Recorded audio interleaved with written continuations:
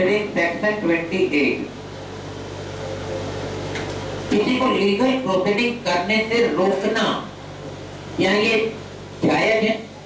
सुनो, मैंने बोला कि मैं तुम्हें रेंट पर जगह देने के लिए तैयार हूँ, 50,000 पर मंथ में 5 लाख डिपॉजिट लूंगा और 5 साल के लिए एग्रीमेंट कर दूंगा, बशर्ते कि फ्यूचर में कोई भी डिस्प्यूट होगा तुम मेरे ऊपर केस नहीं कर सकते। समझ रहे हो? कुछ भी होगा तुम मेरे ऊपर केस नहीं कर सकते। क्या ये जायज है? Answer is no. हर आदमी को कानूनी लड़ाई लड़ने का हक होता है।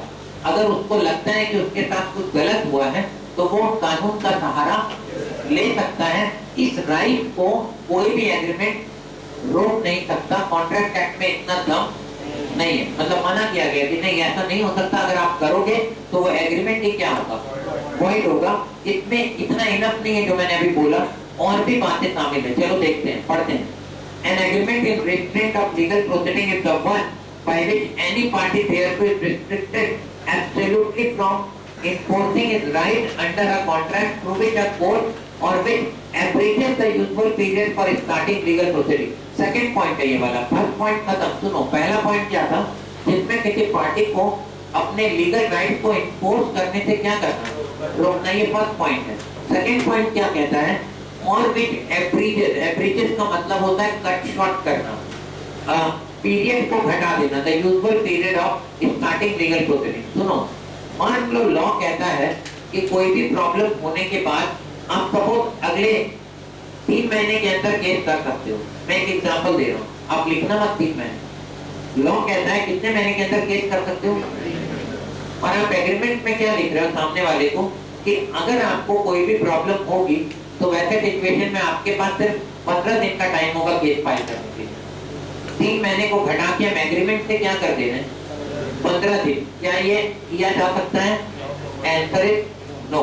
लॉ के द्वारा दी गई समय सीमा जिसके अंदर आप अपील कर सकते थे, अप्लाई कर सकते थे, उसको कट शॉर्ट नहीं किया जा सकता। अगर किया जाएगा तो वो एग्रीमेंट क्या होगा, a contract of this nature is void. अब वापस आओ, आपको एक पॉइंट और लिखाऊंगा जो यहाँ नहीं लिखा हुआ है, वहीं पर नीचे लिख लो, जगह है, लास्ट लाइन नीचे सबसे लास्ट में, an agreement which restrict jurisdiction of court.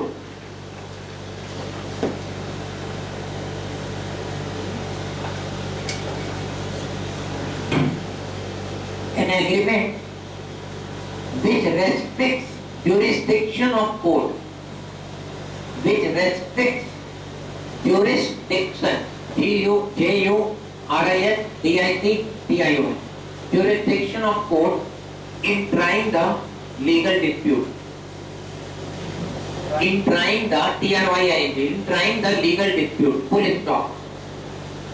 ये भी क्या एग्जाम्पल है, ये void है। सुन लो क्या है, आप एक एग्रीमेंट कर रहे हैं किसी पार्टी के साथ और उसको बोल रहे हैं कि जब आप केस करने जाओगे ना तो कोर्ट के पावर में से कोर्ट ये पावर यूज नहीं कर सकती इस केस में। मतलब आप किस पे रिस्ट्रिक्शन लगाना चाह रहे हो, कोर्ट के पावर पर। क्या इतनी औकात है आपकी?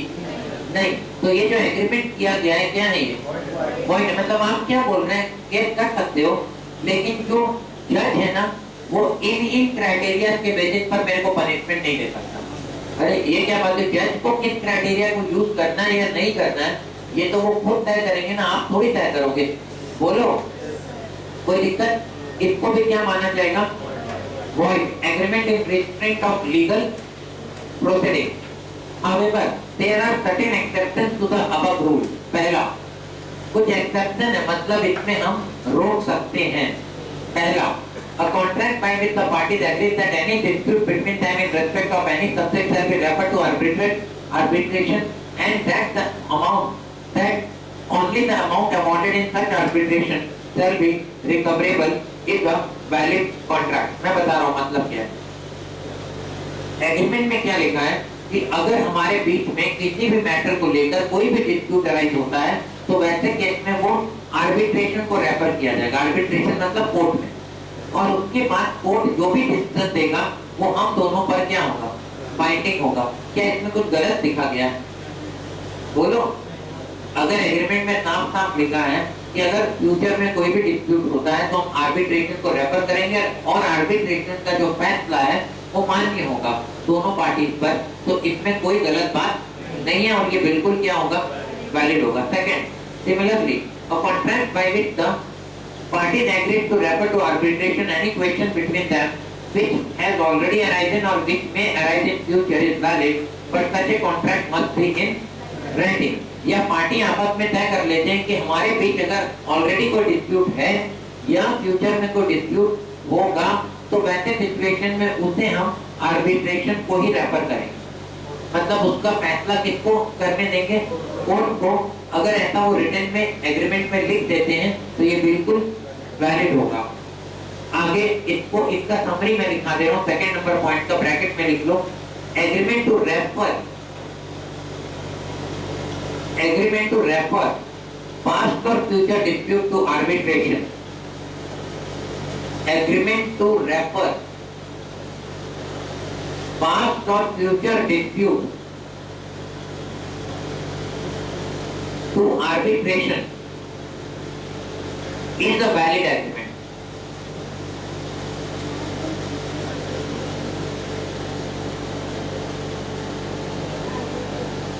और future dispute to arbitration is a valid agreement। सुनो, और एक बात है जो यहाँ नहीं लिखी है, मैं बता रहा हूं। अगर हम एग्रीमेंट में लिखते हैं कि अगर फ्यूचर में कोई भी डिस्प्यूट हुआ तो इसका फैसला जमशेदपुर में जिस कोर्ट का ज्यूरिसडिक्शन है उसके पास ये पावर होगा, वहीं हम जा सकते हैं, कहीं और नहीं। मतलब समझो, अभी मैं प्रैक्टिकल एग्जांपल दे रहा हूँ। मैंने एक जगह एक कंपनी को रेट कर दी, लेकिन वो कंपनी यहाँ की नहीं है, उसका रजिस्टर्ड ऑफिस है वेस्ट बंगाल में। मैं लैंडलॉर्ड हूँ और सामने वाली कंपनी क्या है, टेनेंट। मैं क्या चाहूंगा, फ्यूचर में कोई भी डिस्प्यूट हो, कहाँ उसका सलटारा हो, कहाँ पर वो डिस्प्यूट सॉल्व हो, जमशेदपुर में। और मैं लैंडलॉर्ड हूँ ना, तो मैंने क्लॉज डाला कि फ्यूचर में कोई भी डिस्प्यूट होगा तो हम किस ज्यूरिसडिक्शन में जाएंगे, जमशेदपुर ज्यूरिसडिक्शन में, राइट। ये गलत नहीं होगा, ये बिल्कुल वैलिड है। ये बिल्कुल क्या है, अगर सामने वाला एग्री कर रहा है तो ये वैलिड है। इसमें दिक्कत क्या आती है, खाली अगर जमशेदपुर ज्यूरिसडिक्शन होगा तो उस कंपनी के किसी बंदे को रेगुलरली कोर्ट यहाँ आना पड़ेगा मामले को सुनने के लिए, मतलब लड़ने के लिए। और अगर मैं यहाँ का हूँ तो मुझे यहीं पर जाना है, तो इसलिए मेरे को परेशानियां क्या होंगी, कम होगी, उसको ज्यादा होगी। लेकिन इसमें मैं कोर्ट के काम में इंटरफेरेंस नहीं कर रहा हूँ। कोर्ट तो चाहे जमशेदपुर की हो चाहे बंगाल की हो, काम तो उसको अपने सिस्टम के हिसाब से करना है। मैं केवल इतना कह रहा हूँ कि फ्यूचर में डिस्प्यूट जब होंगे तो वैसे केस में कौन से ज्यूरिसडिक्शन में कवर्ड होंगे, जमशेदपुर ओनली। ये कहना गलत नहीं होगा, ये एग्रीमेंट गलत नहीं है, बिल्कुल जेन्युइन माना जाएगा। इसको agreement in restrict of legal proceeding नहीं बोला जाएगा। ओके, बोलो। चलो, point number 4, agreement the meaning of which is uncertain.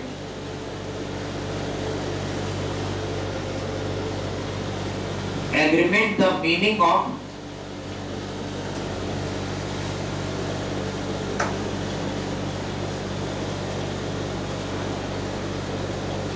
क्या है, सेक्शन 29। बोलो, देखो इसका क्या मतलब है, इसका क्या मतलब है। अगर सपोज कल को कोई भी एक फिल्म स्टार जैसे कार्तिक आर्यन अभी बहुत फेमस हो रहे हैं, तो उन्होंने अनाउंसमेंट किया कि मैं जमशेदपुर की किसी लड़की से शादी करना चाहता हूँ, ठीक है, अगले 30 डेज के अंदर। यह अनाउंसमेंट किया, जमशेदपुर की किसी लड़की से शादी करना चाहता हूँ। तो वैसे केस में पता चला अगले दिन मेरे क्लास में कोई भी लड़की नहीं आई क्लास करने के लिए, कहाँ गायब हो गई। उनको तो शादी करनी है किससे, कार्तिक आर्यन से। अब हुआ क्या कि कोई भी पर्टिकुलर एक कैंडिडेट है, कार्तिक आर्यन ने उसके साथ शादी नहीं की, तो उसने केस फाइल कर दिया कि इसने अनाउंसमेंट किया था जमशेदपुर की लड़की वो तो मैं हूँ और मुझसे वो शादी नहीं कर रहा। बोलो, तो ये जो एग्रीमेंट है क्या होगा, टेनेबल होगा कोर्ट में? नहीं, क्यों? मीनिंग क्या है उसका? कौन सी लड़की? पता है? नहीं। तो कोई भी उसके बेसिस पर ये क्लेम कर सकता है कि मुझसे शादी नहीं? Answer is no. तो देखो क्या लिखा है, agreement the meaning of which is uncertain. An agreement, the meaning of which is not certain is void, but where the meaning thereof is capable of being made certain, the agreement is valid. लेकिन रुको, अगर वो uncertain था और सामने वाला party इस position में था कि वो पता लगा सकता था कि उसका मतलब क्या है, तो उसको हम अनसर्टेन नहीं मानेंगे। मतलब मैंने इसको बोलते कोडवर्ड में, मतलब पहले फर्स्ट पर्सन ने कोडवर्ड में ऑफर किया, सेकंड पर्सन वो इस पोजीशन में था कि उस कोडवर्ड को डिकोड कर सकता था, वो इस पोजीशन में था, तो वैसे केस में ये एग्रीमेंट वैलिड माना जाएगा, इसको इन्फोर्स किया जा सकता है अगर उसने हाँ बोला है। क्लियर है? अब एग्जांपल देखो, A agrees to sell B 100 tons of oil. There is nothing whatever to show what kind of oil was intended. The agreement is void for uncertainty.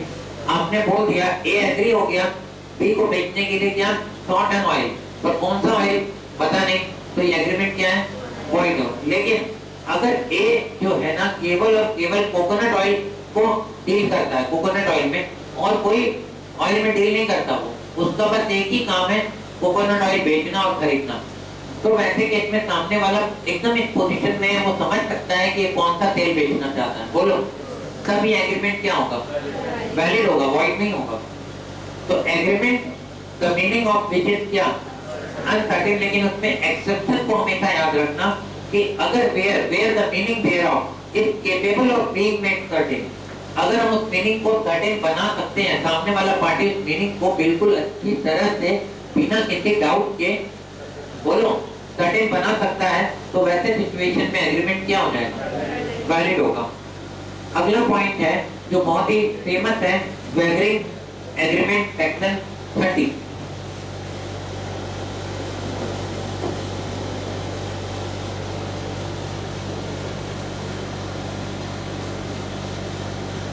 वैगरिंग agreement भी वॉइड होते हैं, वॉइड एब initio, और क्या होता है चलो पढ़ते हैं। An agreement by way of a waiver is void. क्या होता है waiver? It is an agreement involved payment of a sum of money upon the determination of an uncertain event.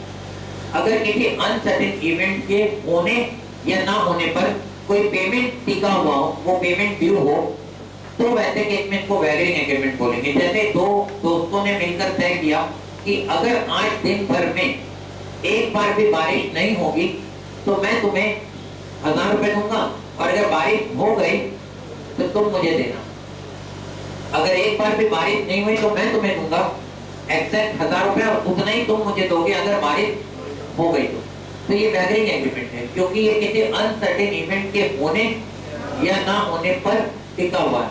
और इंडिया में ये बहुत पॉपुलर है वैगरिंग एग्रीमेंट, मतलब इसको बोलते हैं बेटिंग करना। सिंपल लैंग्वेज में क्या करना?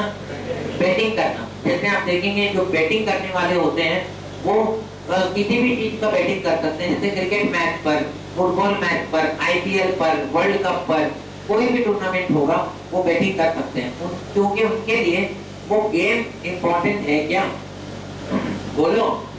नहीं, उनके लिए इम्पोर्टेंट है अपनी हार या जीत, क्योंकि उस पर उनका पैसा टिका हुआ है, मतलब पेमेंट या तो मिलेगा या फिर देना पड़ेगा। तो वैसे सिचुएशन में सपोज अगर मान लो किसी ने एग्रीमेंट किया दो लोगों ने आपस में कि अगर इंडिया आज जीतेगा तो वैसे केस में वो इतने रुपए लेगा, और अगर हारेगा तो वो देगा, या इंडिया अगर इतने रन बना लेगा तो मैं दूंगा, और नहीं बनाया तो तुम देना। कुछ भी हो सकता है, हार जीत खरी नहीं होती है। आज सपोज कोई क्रिकेटर कितना रन बना पाएगा, कितने ओवर तक मैच में टिक पाएगा, बोलो? इंडिया टोटल कितने ओवर खेलेगा 50 में से, पूरे 50 या 3 ओवर में ऑल आउट, ये भी वैगरिंग एग्रीमेंट का हिस्सा हो सकता है। कुछ भी एनीथिंग वो आपस में क्या करेंगे? डिसाइड, और वो जो रिजल्ट है वो क्या होना चाहिए? रिजल्ट क्या होना चाहिए? अनसर्टेन। रिजल्ट तो पता नहीं ना अभी, तो अगर रिजल्ट नहीं पता इसका मतलब वो वैगरिंग एग्रीमेंट है, और वो रिजल्ट किसी अनसर्टेन इवेंट के होने या ना होने पर डिपेंड करेगा। बोलो कोई दिक्कत? तो आगे बढ़ते हैं इसमें अभी। और किसी भी तरह का वैगरिंग एग्रीमेंट जो है वो लीगल नहीं कहलाता, क्या कहलाता है? इलीगल कहलाता है। The essence of a waiver is that each side should stand to win or lose. हर एक तरफ की पार्टी को इक्वल अपॉर्चुनिटी होनी चाहिए, प्रोबेबिलिटी इक्वल होता है 1:1, हाफ हाफ। बोलो हारने या जीतने का, depending on the way an uncertain event takes place in reference to which the chance is taken and in the occurrence of which neither of the parties has legitimate interest. मतलब उस event के होने या ना होने में कोई भी पार्टी इंटरेस्टेड नहीं होता, उसको इंटरेस्ट होता है कि उसके बाद जो रिजल्ट आएगा, हार या जीत, और उससे उसको पैसा मिलेगा या, बस वो उसी में इंटरेस्टेड होता है खाली। Example: A agrees to pay to ₹50,000 to B if it rains and B promises to pay like amount to A if it does not rain. The agreement will be by way of waiver, but if one of the party has control over the event, agreement is not a waiver. अगर उस event पर किसी एक party का क्या है, control है, तो इसे वैगरिंग एग्रीमेंट नहीं कहेंगे, क्योंकि तब तो रिजल्ट क्या है, पहले से डिसाइडेड।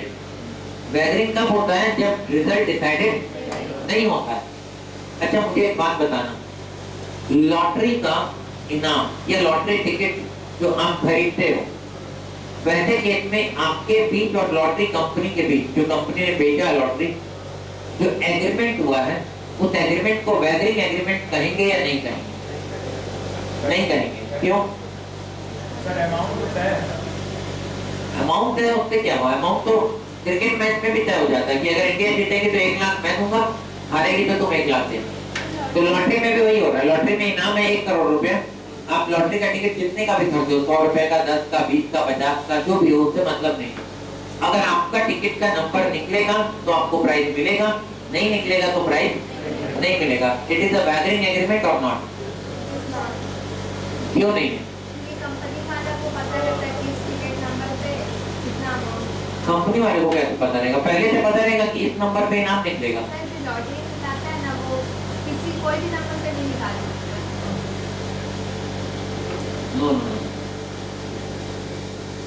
लॉटरी का रिजल्ट जो है, क्या कंपनी को पहले से पता होता है लॉटरी टिकट बेचते समय कि कौन से टिकट पर वो इनाम निकलेगा? Answer is no.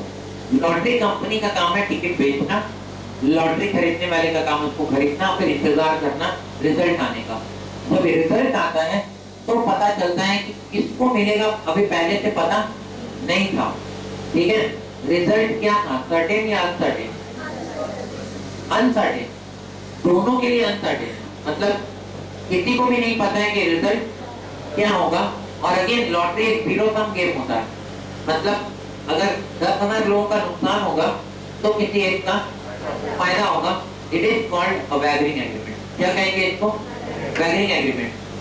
अब ध्यान से सुनना, वैगरिंग एग्रीमेंट लीगल होता है कि इलीगल?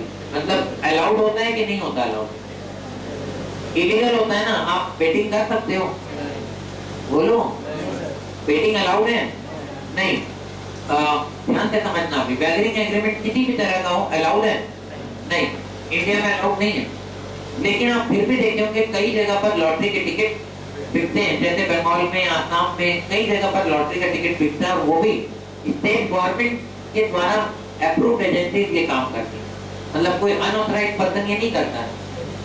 तो वैसे सिचुएशन में क्या वो टिकट खरीदना जायज है?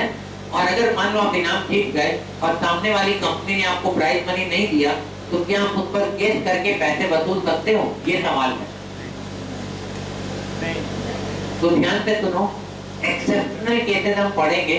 भले ही लॉटरी एक वैगरिंग एग्रीमेंट है, लॉटरी का टिकट का एग्रीमेंट, लेकिन फिर भी अगर उसको स्टेट गवर्नमेंट की तरफ से अप्रूवल है तो वो जायज माना जाएगा और उस पर वो एग्रीमेंट वॉइड नहीं होगा। लेकिन अगर वही काम कोई और करेगा, जैसे क्लास में एक बंदा, होशियार बंदा, उसने बोला कि चलो हम लोग लॉटरी खेलेंगे, और उसने सबसे पैसे लिए और लॉटरी निकाला, और वैसे केस में जिसका इनाम निकला उसको पैसे दिए नहीं, पैसे पहले ही लेकर गायब हो गया इनाम निकलने के पहले। तो वैसे केस में आप उस पर केस नहीं कर पाएंगे क्योंकि वैगरिंग एग्रीमेंट है।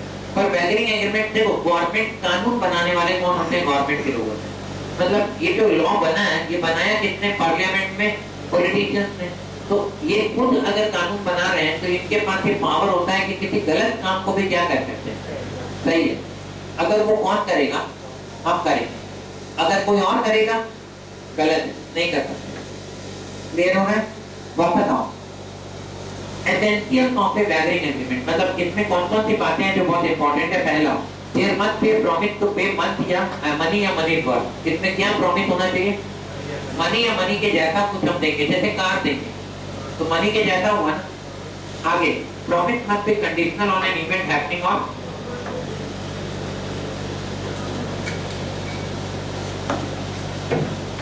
क्या चीज का प्रॉमिस होना चाहिए? प्रॉमिस क्या होना चाहिए? कंडीशनल, कि कोई इवेंट होने या ना होने पर देंगे। देयर मस्ट बी क्या? अनसर्टेनिटी ऑफ इवेंट, पता ना हो कि कौन जीतेगा, अनसर्टेनिटी होनी चाहिए। There must be two party, every party must stand to win और loose.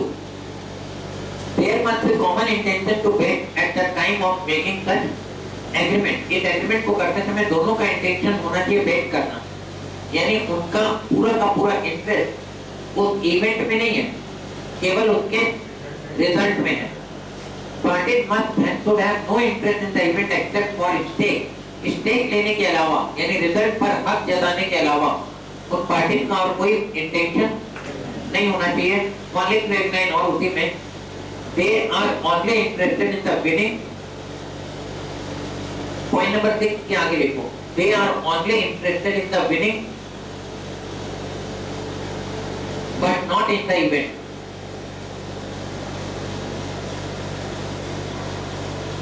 They are only interested in the winning but not in the event. Clear है?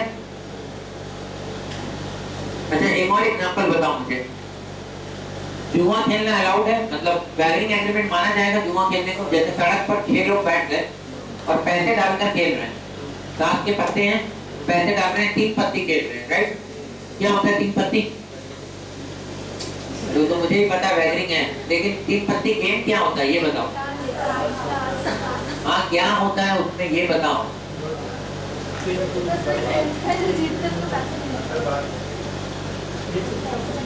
3 पत्ती में कैसे कोई जीतता और कैसे कोई हारता ये बताओ। एक कार्ड बोलता है, सामने वाला, हाँ, वो अगर वो पीटता है पत्ता, सबके पास पत्ता रहता है, अगर उसका पत्ता आ गया ऐसा होता है।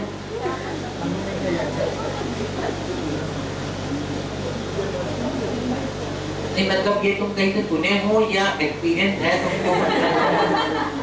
क्योंकि मुझे डाउट हो रहा है, पर मैं क्लेम नहीं कर रहा तुमको, मुझे डाउट हो रहा है।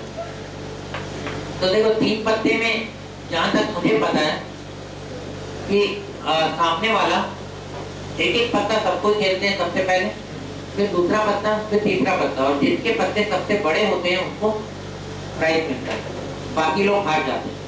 अब बड़ा पत्ता छोटा पत्ता कैसे डिसाइड होता है? तो वैसे केस में उसके रूल्स होते हैं गेम के, राइट? और उसके बहुत सारे वैरायटी भी होते हैं। क्या होते हैं? वैरायटी। तो अगर ये होता है, ध्यान से समझना, 4 लोग खेल रहे हैं तो ऑब्वियसली बात है 3 हारेगा और 1 जीतेगा। तो जो 3 जितना हारेंगे एग्जैक्टली वो 1 उतना ही जीतेगा ना। तो इसका मतलब विन या लॉस की जो प्रोबेबिलिटी है सबके साथ है कि कोई जीत भी सकता है और कोई हार भी सकता है, और ये लक पर डिपेंड है कि नहीं? यस। तो वैसे केस में ये भी क्या है? वैलिंग एग्रीमेंट। बोलो, कोई दिक्कत? लेकिन कोई भी गेम, अभी कार्ड गेम को भूल जाओ, कोई भी गेम जिसमें स्किल या टैलेंट का इस्तेमाल होता है, उसको जीतने के लिए क्या चाहिए? स्किल या टैलेंट। तो उसको वैलिंग एग्रीमेंट कहेंगे या नहीं? Answer is no. जैसे फॉर एग्जांपल एक कार रेस हो रहा है, कार रेस आप देखते हैं ना, फॉर्मूला 1 और पता नहीं क्या क्या है। तो वैसे केस में उसमें एक पर्सन जीतेगा, उसको प्राइज मिलेगा। तो वैसे केस में क्या ये वैलिंग है? आंसर इज नो, क्योंकि यहाँ पर जिसके पास कोई स्किल और टैलेंट है तो वही जीत पाएगा। जैसे फॉर एग्जांपल एक चेस का गेम हो रहा है और उसमें प्राइज मनी भी रखा गया है कि जो फर्स्ट आएगा उसको 1 लाख रुपया मिलेगा, सेकंड वाले को 50,000, उसके बाद और बहुत सारे कैटेगरी होंगे प्राइज के। तो वहां पर बोलो उसको वैलिंग एग्रीमेंट मानेंगे कि नहीं? आंसर इज नो, क्योंकि वहां पर क्या इस्तेमाल हो रहा है, स्किल एंड टैलेंट। वहां पर यहाँ पर हम लक पर उतने ज्यादा डिपेंड नहीं कर रहे हैं, मतलब लक का उतना ज्यादा योगदान नहीं है। In that case it is not called a wagering agreement. तो देखो अगला एग्जांपल, अच्छा एक minute, transaction similar to wager, यानी गैम्बलिंग, वैगर मतलब गैम्बलिंग, तो सिमिलर टू वैगर क्या होता है, पहला lottery transaction. A lottery is a game of chance and not of skill and knowledge, where the prime motive of participant is gambling. The transaction amounts to a wager. Even if the lottery is sanctioned by Government of India, it is a wagering transaction. भले ही वो Government of India के द्वारा sanction क्यों ना हो, है वो वैगरिंग, मतलब उसको वैगरिंग ही बोला जाएगा। The only effect of such sanction is that the person responsible for running the lottery will not be punished under the Indian Penal Code. अगर जिसको लाइसेंस मिला है वो अगर लॉटरी का टिकट बेचेगा, लॉटरी खिलाएगा, उसको पनिशमेंट नहीं मिलेगा, उसको जेल नहीं भेजेगी, क्योंकि उसको गवर्नमेंट अलाउ कर रही है। Lotteries are illegal and even collateral transaction to एक आर टेंटेड विद इलीगैलिटी। अगर लॉटरी इलीगल है तो उसके साथ साथ जुड़े हुए दूसरे ट्रांजैक्शन भी वॉइड हो जाएंगे। याद आ रहा है आपको, पहले भी पढ़ा चुका हूँ। इलीगल कॉन्ट्रैक्ट के साथ जो कोलेटरल कॉन्ट्रैक्ट होते हैं वो भी क्या होते हैं, वॉइड होते हैं। But section 294 will not apply on lotteries run और authorised by state and is क्या वैलिड। लेकिन एक्सेप्शन कहते हैं कि अगर वो लॉटरी स्टेट के द्वारा ऑथराइज्ड है, सैंक्शनड है, तो उसको इलीगल नहीं मानेंगे, वैलिड मानेंगे। ओके, सेकंड है crossword puzzle and competition. Crossword puzzle in which prizes depends upon the correspondence of the competitor solution with a previously prepared solution kept with the editor of the newspaper is a lottery. सुनो, generally newspaper वाले अपना paper को promote करने के लिए क्या करते हैं, सुनना, एक कॉलम डालते हैं रोज, मतलब डेली या वीकली, और बोलते हैं ये पजल है, जो इसको सॉल्व करेगा ना उसको हम इनाम देंगे, लेकिन फर्स्ट 10 सही सॉल्यूशन वालों को इनाम मिलेगा और बाकी लोगों को नहीं देंगे सही होने पर भी।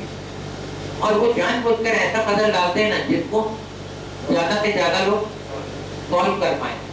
अगर 1000 में से एक आदमी सॉल्व कर पाएगा तो अगले दिन इंटरेस्ट क्रिएट होगा फिर से सॉल्व करने का, नहीं, तो वो एकदम इजी डालते हैं कि सबसे बने और सब लोग क्या करें, भेजें।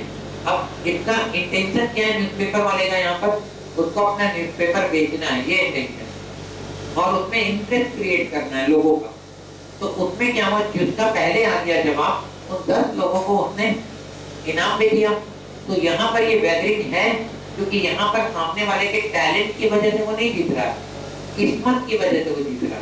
समझ लो, यहाँ पर जो उसका रिजल्ट न्यूज़पेपर वाले के पास पहले से अवेलेबल था, स्टैंडर्ड फॉर्मेट है, आंसर भी क्या है पहले से डिसाइडेड है, और उसमें लक की बात है कि आपका आंसर पहले चला गया तो आपको मिल जाएगा, जिसका लेट से क्या उसको नहीं मिलेगा। लेकिन अगर एक ऐसा पजल हम डाल दें जिसका सॉल्यूशन उसके पास भी नहीं था और बोला जाए सॉल्व करो, और जो सही सॉल्व करेगा उसको प्राइज देंगे, और सॉल्व तो कोई कर ही नहीं पा रहा, तो वैसे केस में यहाँ पर माना जाएगा कि स्किल और टैलेंट का इस्तेमाल होगा। तो केस फ्लो है ये state of Bombay versus RMD, क्या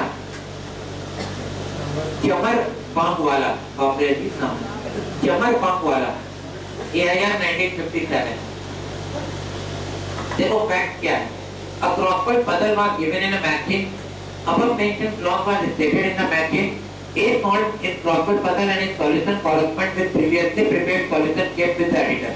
Here that this was a game of chance and therefore a lottery a wagering transaction. Proper puzzle, prize competition and athlete competition where prize are awarded on the basis of skill and intelligence are the game of skill and hence such competitions are valid. तो मैंने कहा ना chess competition हुआ, prize मिला, तो वैसे situation में ये प्राइज विनिंग जो है ना, it is not a lottery, it is not a wagering agreement. ये वैगरिंग ट्रांजैक्शन नहीं है, ये स्किल एंड टैलेंट के कारण मिलने वाला इनकम है। आगे देखो, according to the prize competition act 1955, prize competition in game of skill are not wagers provided the prize money does not exceed ₹1000। Prize competition act 1955 बोलता है कि अगर प्राइज मनी 1000 तक है तो इसे वैगरिंग नहीं मानेंगे। तो ये क्या मामला है जो मुझे लगता है